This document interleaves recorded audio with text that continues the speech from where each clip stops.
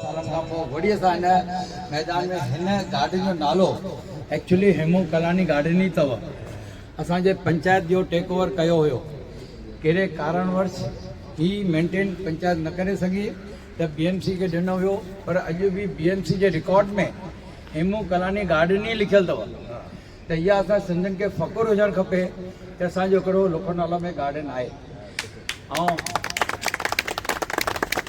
जीअं हर साल असां 21 जनवरी ते हेमू कलानी जो वर्सीअ जो ॾींहुं, श्रद्धांजलि जो ॾींहुं असां मल्हाईंदा आहियूं। उन में असांजो वॾे में वॾो भाग वठण वारा डॉक्टर आनंद जी मनवानी, श्री मनोहर नारंगी ये वठंदा आहिनि। हेल बिहारी शहरी, सॉरी साईं, बिहारी शहरी मेन आहे। त हिन दफ़े मुंहिंजे दिमाग़ में 2 ॾींहं अॻु में त हिन एक्सेप्ट कयो ऐं मां बि कल्ह हिकु ॾींहं में, माने हिकु ॾींहं में टोजूं क्रिएटिव ठही वियो। कल्ह मां बिहारी शहरी जे घर में वेठुमि, सभु अरेंजमेंट जेको ॾिठो 1-24 कलाक में असां मंझंदि जो मीटिंग कराई, हिकु ॾींहं में अरेंज कयो। हाली मां एतिरी निवेदन कंदुमि सभिनी माउरनि खे, भेनरुनि खे, सभिनी खे इहा ई रिक्वेस्ट कंदुमि, सिंधी पंचायत समरनगर सिंधी पंचायत सां हिकु थी हलूं, जिते बि ॿियूं गॾु थी हलूं। मां एतिरो ई चवंदुमि।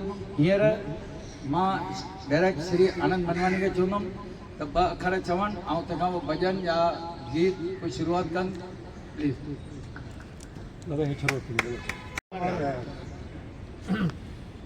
को माण्हू जंहिंखे इहो ख़बर पए कि भई मूंखे फांसी ॾियण वारा आहिनि त उन माण्हू जी छा लथी, उन वज़न घटिजी खाइण पीअण बंदि कजी।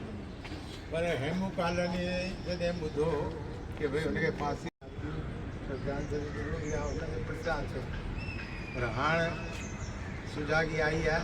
हर शहर में हेमू कॉलोनी गार्डन आहे या हेमू कॉलोनी चौक आहे, ऐं इवन पार्लियामेंट में बि हेमू कॉलोनी जी वॾी मूर्ति लॻल आहे।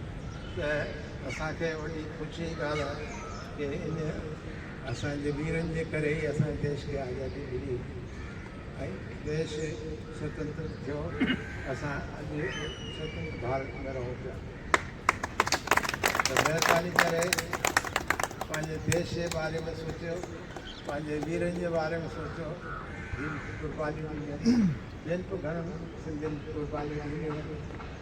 त उन्हनि सभिनि खे असांखे यादि करणो खपे ऐं असांजे ॿारनि खे ॿुधाइणो खपे, ऐं त ॿारनि खे सम्झाइणो खपे कि भई असांजे अॻिते असांजा जेके बुज़ुर्ग हुआ उन्हनि छा छा कयो, कीअं कुर्बानी ॾेई करे असां हुन पासे खां हिन पासे भारत में आयासीं।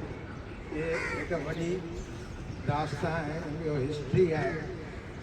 छो त जंहिंजे क़ौम तकलीफ़ ॾिठियूं न उहा अॻिते वधी, जीअं जापानी हुजनि, जर्मनी हुजनि, उन्हनि परेशानियूं ॾिठियूं त उहे अॻिते वधिया। सिंधियुनि बि पंहिंजो नालो कयो आहे पंहिंजी तकलीफ़ुनि जे करे। तकलीफ़ुनि जे करे हुननि खे शक्ति आई, झूलेलाल जी महर थी, अॼु असीं किथे पहुचिया। पर हिकु दुख जी ॻाल्हि आहे कि असीं पंहिंजी संस्कृति खे, पंहिंजी कला खे, पंहिंजे म्यूज़िक खे विसारे चुका आहियूं, विसारींदा था वञूं, पंहिंजी ॿोली खे विसारींदा था।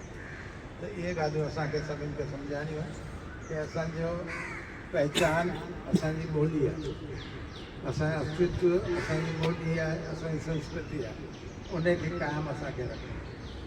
हाणे मनोहर भाई अचो हिकु गीत ॻाईंदा, पाण बंदि कयूं, अचो शुरू कयूं। सर पे कफन साथियों, हमारे हवाले वतन साथियों, घर चले हम फिदा जान तन साथियों, अब तुम्हारे हवाले वतन साथियों।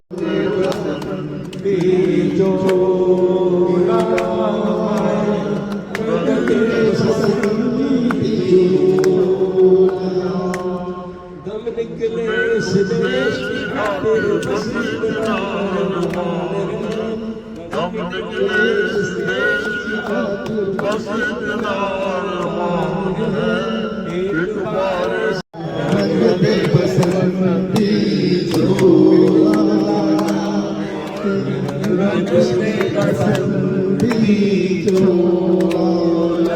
बोले को पहन शिवानी खेले अपनी जान से, जिस चोले को पहन शिवानी खेले अपनी जान से, जिसे पहन झांसी की रानी मिट गई अपनी जान से, जिसे पहन झांसी की रानी मिट गई अपनी जान से, आज उसी को पहन के दिखा।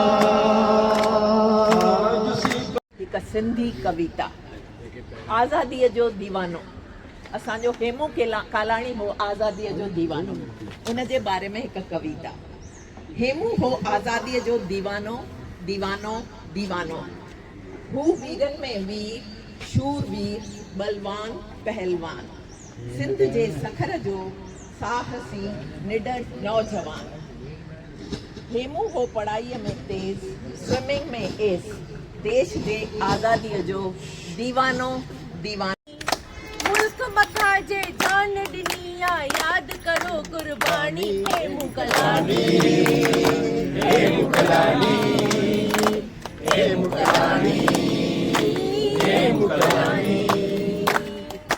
जागो जवानो देश पुकारे, खून में आणियो रवानी। मुल्क मथा जे जान ॾिनी आ, यादि करो कुर्बानी हेमू कलानी। हेमू कलानी सभई हेमू कलानी, हेमू सा बदलो वठण जो हेमू कसम जो खाधो। अंग्रेजन सा बदलो वठण जो हेमू कसम जो खाधो। बम सा भरियल गाड़ी केराइण जो इरादो। बम सा भरियल गाड़ी केराइण जो इरादो। पेच पाड़ा खणी हलियो पटरी ते रात वीरानी। पेच पाड़ा खणी हली आयो पटरीअ ते रात वीरानी। इंतकाम थे आ पूरो पर किस्मत कई बेईमानी। इंतकाम थे आ पूरो पर किस्मत कई बेईमानी। हेमू कलानी, हेमू कलानी।